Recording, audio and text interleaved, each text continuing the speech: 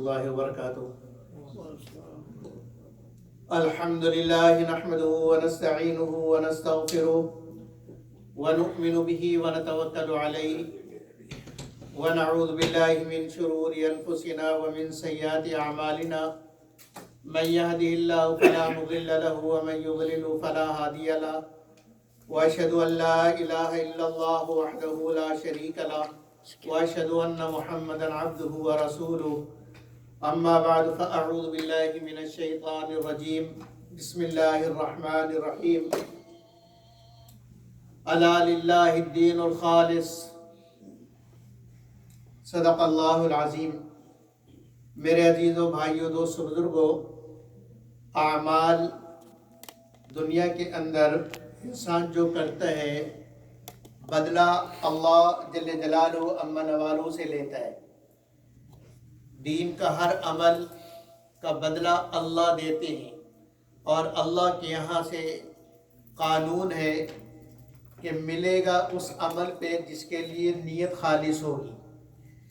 اسی لیے بخاری شریف کی پہلی روایت جس پر دین کی بنیاد ہے وہ فرمایا انما الاعمال بالنیات، کہ سارے نیک عمل کا دار و مدار نیت پر ہے. وَإِنَّمَا لِكُلِّ امْرِئٍ مَّا نَوَىٰ فَمَنْ كَانَتْ هِجْرَتُهُ إِلَى اللَّهِ وَرَسُولِهِ فَهِجْرَتُهُ إِلَى اللَّهِ وَرَسُولِهِ وَمَنْ كَانَتْ هِجْرَتُهُ إِلَى دُنْيَا يُصِيبُهَا أَوْ امْرَأَةٍ يَنكَحُهَا. فرمایا کہ انما الاعمال بالنیات، کہ عمل پر ثواب نیت پر ہے. اگر نیت اللہ کو راضی کرنے والی ہے اور پھر عمل کیا تو اس پر ثواب ہوگا، اور اگر عمل کیا لیکن نیت نہیں ہے، نیت اللہ کو راضی کرنے والی نہیں ہے، تو پھر اس عمل پر اللہ کے یہاں سے کچھ نہیں ملے گا. سارے اعمال ہیں جو اللہ کو راضی کرنے والے، عبادات، نماز، روزہ، حج، زکوٰۃ اور جتنی عبادتیں ہیں، یہاں تک کہ اللہ کے راستے میں جان دینا، اللہ کے راستے میں اپنی جان قربان کر دینا، یہ سب سے بڑا عمل ہے. لیکن اس عمل کے اندر بھی اللہ جل جلالہ عما نوالہ دیکھتے ہیں کہ دل کے اندر کیا ہے. ان اللہ لا ينظر الى صورکم واموالکم. اللہ جل جلالہ تمہاری صورتوں کو نہیں دیکھتے کہ یہ بہت خوبصورت ہے، یہ خاندانی وجاہت والا ہے، یہ مال و دولت والا ہے تو اس کے یہ جیسا عمل کرے ٹھیک ہے، اور دوسرا اگر غریب ہے، خاندانی اعتبار سے نچلی ذات کا ہے تو اس کے عمل کی کوئی قیمت نہیں. اللہ کے ہاں ایسا کوئی قانون نہیں. ابو جہل اعلیٰ خاندان والا، ابو لہب اعلیٰ خاندان والا، قریشی، مکی اور حرم کا متولی، حاجیوں کو پانی پلانے والا، حاجیوں کی خدمت کرنے والا اور ان کو کھلانے پلانے والا، لیکن عمل اس کے ٹھیک نہیں، اللہ کے یہاں سے وہ مردود ہو گیا. اور حضرت بلال رضی اللہ عنہ خاندانی اعتبار سے کوئی وجاہت نہیں، ان کا اصل خاندان کیا تھا کسی کو معلوم نہیں، دادا سے اوپر نام کسی کو معلوم نہیں، ان کا نام، ان کے باپ کا نام، ان کے دادا کا نام یہ کتابوں میں موجود ہے، دادا سے اوپر کا نام ہی موجود نہیں، کسی کو معلوم ہی نہیں. یعنی زندگی کے دنیا کے اعتبار سے اتنے اس حیثیت کے آدمی جو غلام در غلام ہوتے ہوتے بکتے بکتے پہنچے، لیکن عمل اتنا پکا اور اس میں نیت اتنی پکی کہ اللہ جل جلالہ عما نوالہ نے وہ مقام عطا فرمایا ان کی نیت کی برکت سے، ان کی نیت کی برکت سے کہ چل رہے ہیں مدینے میں، قدم ان کے مدینے میں پڑ رہے اور حضرت صلی اللہ علیہ وسلم ان کے کھڑاون، ان کے پیروں، ان کے جوتیوں کی آواز جنت میں سن رہے. تو جنت کے اندر حضرت بلال رضی اللہ عنہ کی آواز پہنچ رہی ہے ان کے دل کے اخلاص کی وجہ سے. دل کنٹرول ٹاور ہے اور دل یہ بتاتا ہے کہ یہ عمل تمہارا ہے کس کے لیے. اسی لیے فرمایا کہ نبی اکرم صلی اللہ علیہ وسلم نے کہ لوگوں اپنے دل کو ٹھیک کرو، اپنے دل کو ٹھیک کرو. اور فرمایا کہ انسان کے دل میں الا فی الجسد لمضغہ، کہ انسان کے جسم میں ایک گوشت کا ٹکڑا ہے، ایک گوشت کا حصہ ہے. اذا صلحت صلح الجسد کلہ، جب وہ گوشت کا ٹکڑا ٹھیک ہوتا ہے تو پورا جسم ٹھیک ہوتا ہے. وَإِذَا فَسَدَتْ فَسَدَ الْجَسَدُ كُلُّهُ، اور جب اس کے اندر خرابی پیدا ہو جاتی ہے تو پھر پورا جسم خراب ہو جاتا ہے. جسمانی اعتبار سے بھی اگر دل کے اندر نقص ہے، دل کا کوئی وال بند ہو جائے تو جسم انسان کا بیمار ہو جائے گا اور اس میں تکلیفیں شروع ہو جائیں گی. ایسی دل اعمال کا بادشاہ ہے کہ اگر اعمال کے لیے دل کے اندر جو جذبات اٹھ رہے ہیں، جو خیالات ہو رہے ہیں کہ یہ کر کس کے لیے رہا ہے، یہ کر کس کے لیے رہا ہے، اگر اللہ دل کے اندر یہ ہے کہ میرا یہ عمل اس لیے ہے کہ اللہ راضی ہو جائے، اللہ کا حکم پورا کر رہا ہوں اللہ کو راضی کرنے کے لیے، دل کے اندر یہ ہے، تو فرمایا اس بنیاد پر اس کے چھوٹے عمل پر اللہ بڑا اجر دیں گے، اس کے چھوٹے عمل پر اللہ بڑا اجر دیں گے. اور اگر دل کے اندر اللہ کو راضی کرنے کا جذبہ نہیں ہے، جذبہ دکھاوا ہے، بہادری کا اظہار ہے، میں کہ دیکھو میں نے یہ کیا، میں یہ کر رہا ہوں، میں یہ کرتا ہوں، اگر دل کے اندر یہ ہے تو پھر فرمایا کہ عمل بہت بڑا ہوگا، ملے گا کچھ نہیں، عمل بہت بڑا ہوگا، ملے گا کچھ نہیں. اسی لیے حدیث شریف کے اندر 3 بڑے بڑے اعمال والوں کے حالات اللہ نے بیان کیا کہ سب سے پہلے قیامت کے دن جو اللہ کے یہاں حساب ہوگا ان میں ایک شہید ہوگا، شہید جس نے اپنی جان قربان کر دی، جس نے اپنے مال جان سب کچھ قربان کر دیا، اور اس کو کوئی پرواہ نہیں کہ اس کی بیوی بیوہ ہو جائے گی، اس کے بچے یتیم ہو جائیں گے، اس کے گھر والے دربدر ہو جائیں گے، اس کو اس کی پرواہ نہیں، اس نے اپنی جان قربان کر دی. اللہ اس کو سامنے کھڑا کریں گے اور اللہ اس سے پوچھیں گے کہ تو نے کیا کیا، دنیا کے اندر کیا کیا. اس نے وہ جواب دے گا، اے اللہ جو کچھ تھا سب تیرے دین پہ لگا دیا، جو کچھ تھا سب تیرے دین پہ لگا دیا، یہاں تک کہ اپنی جان تیرے راستے میں قربان کر دی، اپنی جان تیرے راستے میں تیرے لیے قربان کر دی. تو اللہ جل جلالہ امن والو فرمائیں گے کہ یہ بات تیری ٹھیک ہے کہ تو نے جان قربان کی، تو نے جان قربان کی اور اپنی جان جو ہے وہ میرے لیے قربان کر دی، لیکن تو نے اپنی جان میرے لیے قربان کی ہے، یہ غلط کہہ رہے ہیں. اب زبان سے تو جتنا یہ آدمی کہتا رہے کہ میں تو اللہ کے لیے کر رہا ہوں، میں تو اللہ کے لیے کر رہا ہوں، میں تو اللہ کے لیے کر رہا ہوں، لیکن اللہ دل کو جھانک کے دیکھتے کہ دل کے اندر میرے لیے کہ نہیں. تو اللہ کہیں گے جان قربان کی ہے ٹھیک ہے، لیکن میرے لیے کی ہے یہ نہیں. تو نے تو اس لیے کیا تھا، بہادری کے جوہر اس لیے دکھائے تھے تاکہ لوگ یہ سمجھے کہ بڑا بہادر ہے، اور اتنا بڑا بہادر کہ اس نے اپنی جان کی بھی پرواہ نہیں کی. تو نے تو اپنی جان اس لیے قربان کی اور لوگوں کے لیے کہ لوگوں میں تیری شہرت ہو، بہادر کہلائے اور لوگ تجھے واہ واہ کریں.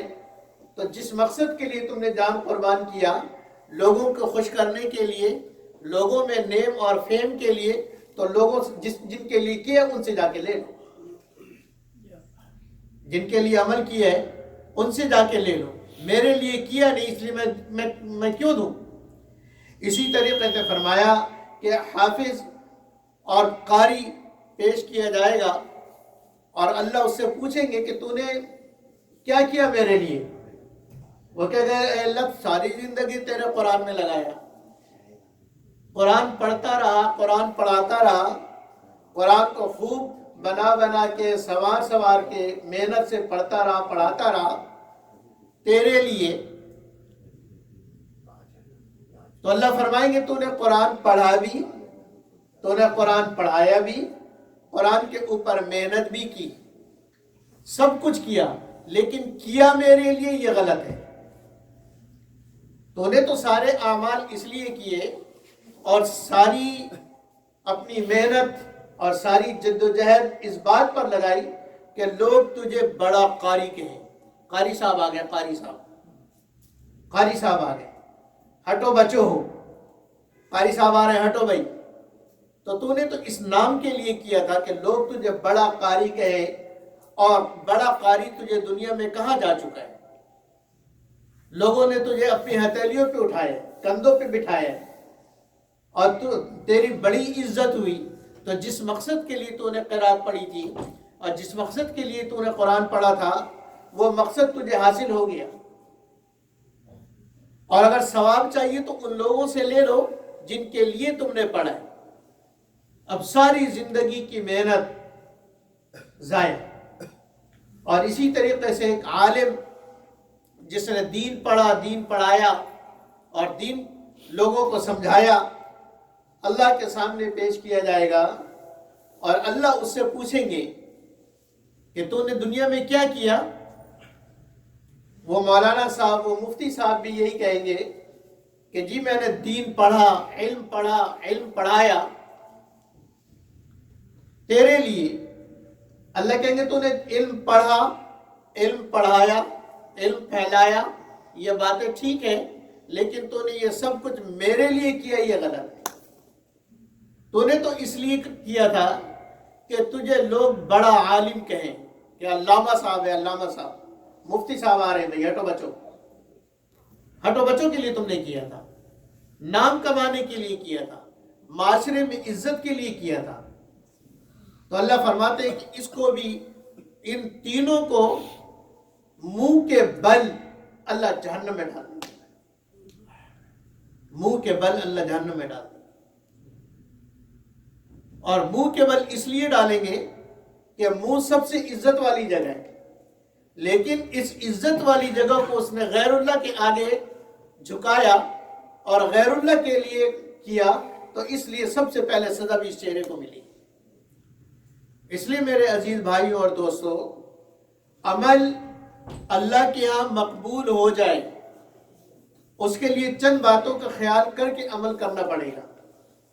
اگر ان میں سے کوئی بات نہیں ہوگی تو صرف عمل اللہ کے ہاں مقبول نہیں ہے کہ جیسے تیسے چاہے کر لو، نماز جیسی چاہے پڑھ لو، نماز پڑھ لو، نہیں، ایسا نہیں ہے۔ روزہ جیسے چاہو رکھ لو، بس بھوکے پیاسے رہو، تمہارا روزہ ہو جائے گا، ایسا نہیں۔ جا کے طواف کر لو اور صفا مروہ کی سعی کر لو، عرفات میں قیام کر لو، منی اور مزدلفہ چلے جاؤ، تم حاجی بن گئے، اللہ کے یہاں حاجی نہیں بنے، اللہ کے یہاں حاجی نہیں بنے۔ تو ہر عمل سے پہلے دیکھنا یہ پڑے گا کہ یہ عمل صحیح ہے یا نہیں، عمل صحیح ہے یا نہیں۔ عمل صحیح ہو، صحیح کا مطلب یہ کہ دیکھیں کہ اس عمل کو کرنا کیسے، نماز پڑھنی کیسے، حج کرنا کیسے، زکوٰۃ دینی کیسے، اور روزہ رکھنا کیسے، ہر چیز کے آداب سیکھے، طریقہ ٹھیک ہو، اور طریقہ ہو نبی اکرم صلی اللہ علیہ وسلم کا۔ اس لیے کہ نبی اکرم صلی اللہ علیہ وسلم کے طریقے سے ہٹ کر کوئی طریقہ اللہ کے یہاں مقبول نہیں، چاہے دیکھنے میں وہ طریقہ جیسے ہی لگے، لیکن اللہ کے یہاں اس کی کوئی قیمت نہیں۔ اللہ کے یہاں قیمت تو صرف نبی صلی اللہ علیہ وسلم کے طریقے پر کیے ہوئے عمل کی ہے۔ کہ اگر نماز پڑھی ہے غیر کے طریقے پر، کہ جی نماز کا مطلب اللہ کے آگے جھکنا، دعا کرنی، تو میں یوں کر لوں، نہیں، کرنا ویسے ہی پڑے گا جیسے نبی نے کیے۔ اور تیسری چیز، نیت صحیح ہو، طریقہ ہو محمد الرسول اللہ صلی اللہ علیہ وسلم کا، اور حکم سمجھے اللہ کا کہ یہ میں کیوں کر رہا ہوں، یہ میں کر اس لیے رہا ہوں کہ اللہ کا حکم ہے۔ نماز کیوں پڑھ رہا ہوں؟ اس لیے کہ اللہ نے کہا اقیموا الصلاۃ۔ زکوٰۃ کیوں دے رہا ہوں؟ اس لیے کہ اللہ نے کہا وآتوا الزکاۃ۔ اب اللہ کا حکم ہے اس لیے کر رہا ہوں، اب کروں کہ کیسے؟ تو دیکھنا پڑے گا پھر محمد الرسول اللہ صلی اللہ علیہ وسلم کو، کہ محمد صلی اللہ علیہ وسلم نے کیسے کیا، اور پھر نبی اکرم صلی اللہ علیہ وسلم نے ظاہری آداب اور باطنی آداب اس کی کیا بتلائے۔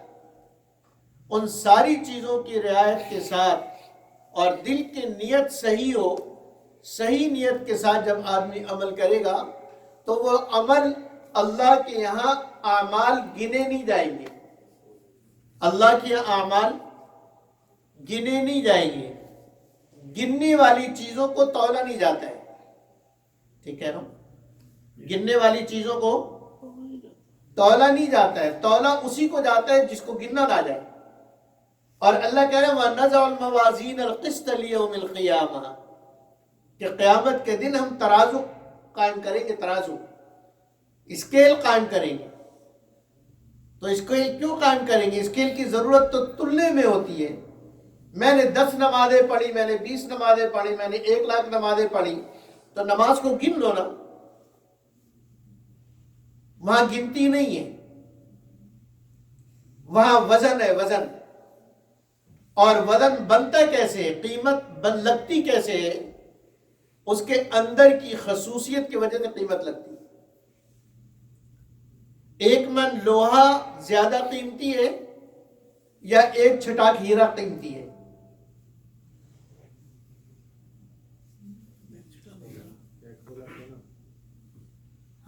ایک تولہ سونا یا 1 تولہ سونا قیمتی ہے؟ سونا تو اتنا سا، اگر 10 تولہ بھی ہو، ادھر 1 من ہے، 10 من ہے، 20 من ہے، 100 من ہے، اس کی قیمت کیوں نہیں لگ رہی؟ وزن تو اس کا زیادہ ہے، لیکن قیمت اس ہیرے کی لگ رہی ہے، قیمت سونے کی لگ رہی ہے، اس لیے کہ اس کے اندر صفت موجود ہے جو لوہے کے اندر نہیں ہے۔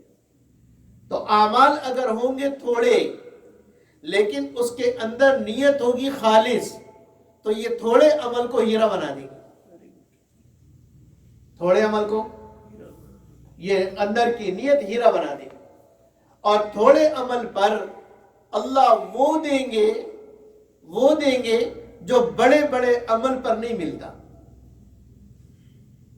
اور سب کا تعلق دل سے، کہ دل کے اندر کیا ہے، عمل کرتے ہوئے خیال کیا تھا، میں اس لیے کھلا رہا ہوں لوگوں کو تاکہ سخی کہلاؤں، یا اس لیے کھلا رہا ہوں کہ اللہ راضی ہو جائے۔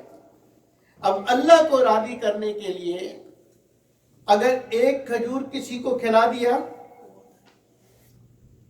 تو اس کھجور کے کھلانے پر اللہ ہزاروں کو بریانی اور قورمہ کھلانے سے زیادہ ثواب دے گا۔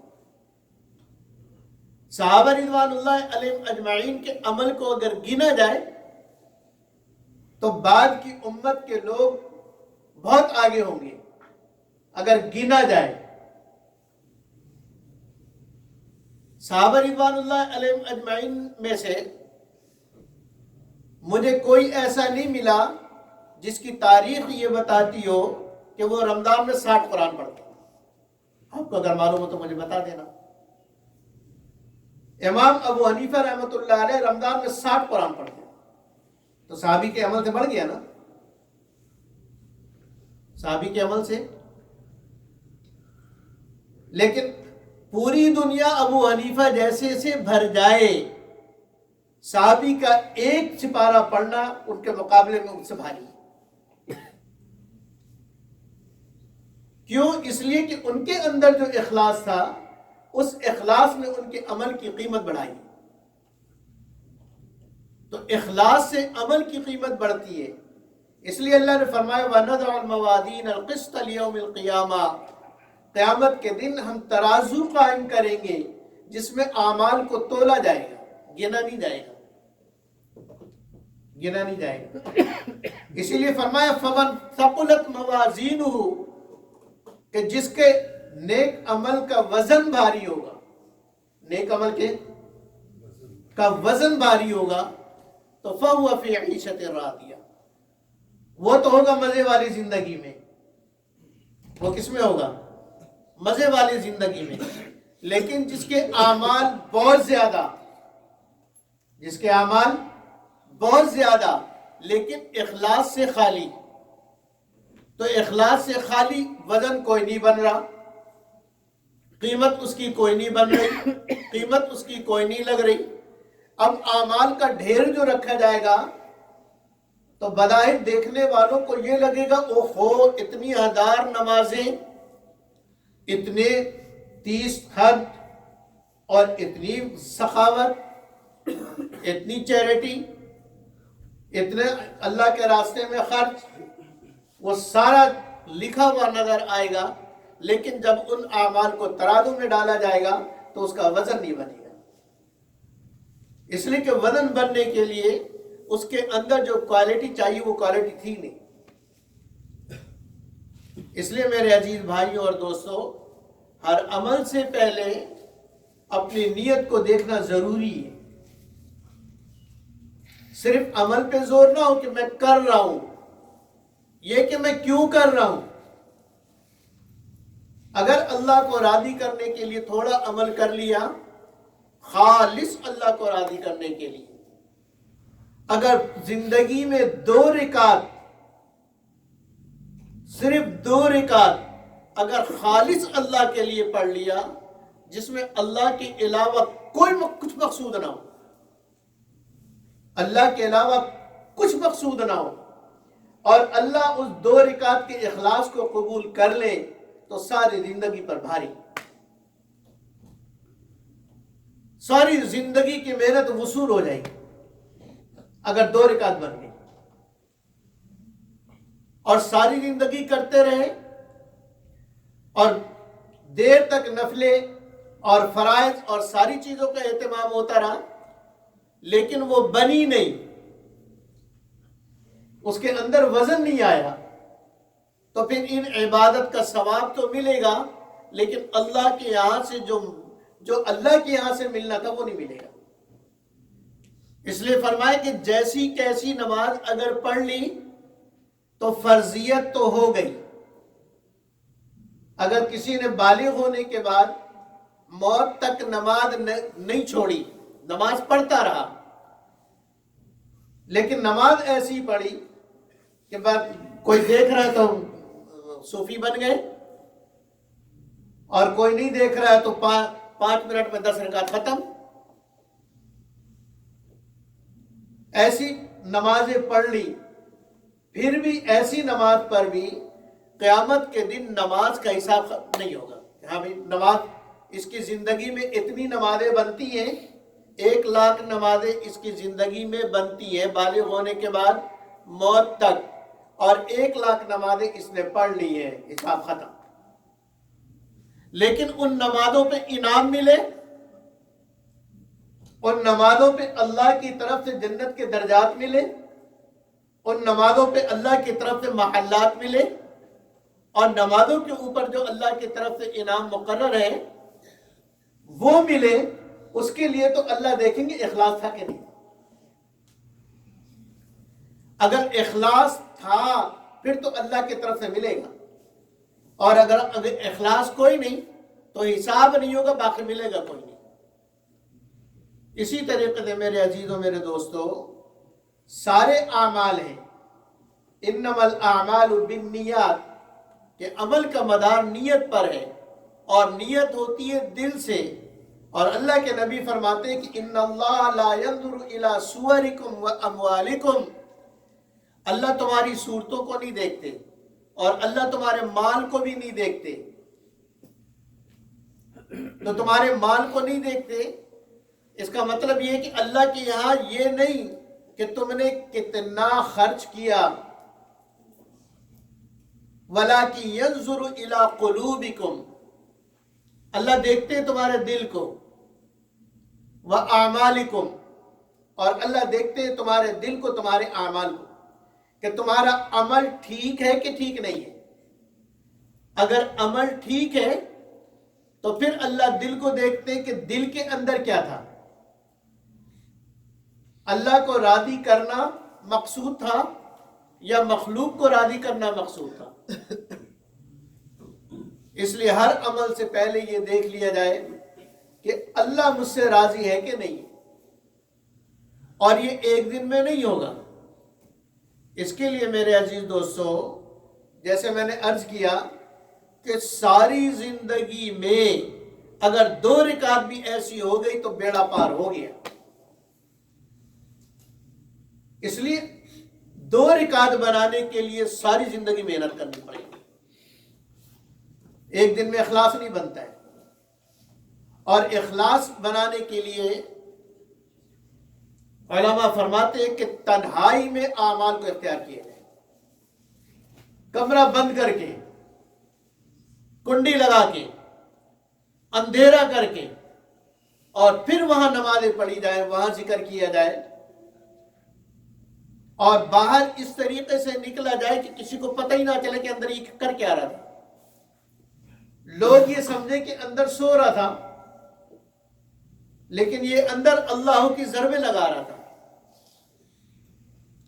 اسی لیے تو فرمایا کہ جو تنہائی میں اللہ کو یاد کرے اور اللہ کی یاد میں اس کی آنکھ میں آنسو آ جائے. تنہائی کا مطلب کوئی دیکھ نہ رہا ہو، ایسی تنہائی میں اللہ کو یاد کرے اور اللہ کو یاد کر کے اس کی آنکھوں میں آنسو آ جائے. فرمایا کہ یہ آنکھ جہنم میں نہیں جائے گی. جو آنکھ اللہ کی محبت پہ روئے، اور جیسے ہمارے حضرات کہتے ہیں اب تو آج اب تو خلوت ہو گئی، ہر تمنا دل سے رخصت ہو گئی، اب تو آجا اب تو خلوت ہو گئی. کہ اللہ کی محبت مانگ رہے کہ اللہ ساری دنیا چھوڑ دی، گوشہ تنہائی اختیار کر لی، اب آس پاس کوئی نہیں، نہ مجھے دیکھنے والا کوئی، صرف اللہ ہے اور عبد اللہ ہے، تیسرا اور کوئی نہیں، اور صرف میرا دل ہے اور دل کے اندر ہے اللہ تیری محبت ہے. اب اس محبت سے جو اللہ اللہ اللہ کی ضربیں لگائے گا تو یہ ضرب اس کے اپنے دل کو پھاڑ دے گی. اس کے اپنے دل کا جو ایمان ہوگا نا، جو سطح ہوگی، وہ اتنی اونچی جائے گی کہ وہ تصور بھی نہیں کر سکتا. اس لیے کہ اب تنہائی کے اندر اور بند کمرے کے اندر کوئی سننے والا، کوئی دیکھنے والا نہیں، اور یہ ایک بار نہیں، بار بار کرنا پڑے گا، بار بار کرنا پڑے گا. اس کی عادت بنانی پڑے گی. تو پھر جا کے دل کا اخلاص وہ بنے گا کہ اللہ یوں کہیں گے کہ یہ بندہ میرے لیے کر رہا ہے، یہ بندہ میرے لیے کر رہا ہے. علامہ اقبال نے کیا کہا کہ توحید تو یہ ہے کہ حشر میں خدا کہہ دے کہ یہ بندہ دو عالم سے خفا میرے لیے تھا. یہ ہے اصل کہ اس کے دو عالم میں جو بھی اس کے معاملات چل رہے تھے وہ سب میرے لیے تھا. اصل توحید تو یہ، اصل اللہ کی محبت تو یہ. اور میرے دوستو، یہ محبت اپنی نیتوں کو ٹھیک کرنے سے ہوگی. رمضان کا یہ مبارک مہینہ، تہجد بھی پڑھنا آسان، اٹھنا بھی آسان، اور ذکر کرنا بھی آسان ہے. اگر چند دن رہ گئے، ایک عشرہ رہ گیا، اگر اس ایک عشرے میں راتوں میں کم سے کم ہم اپنی یہ عادت بنائیں کہ ہم تنہائی کے اندر 15 منٹ 20 منٹ اللہ کو اس طریقے سے یاد کروں گا کہ میں ہوں اور اللہ کے علاوہ تیسرا کوئی نہ ہو، اور میرے اس عمل کا علم اللہ کے علاوہ، میرے اور اللہ کے علاوہ کسی کو نہ ہو، کسی کو نہ ہو، فرشتوں کو بھی نہ ہو.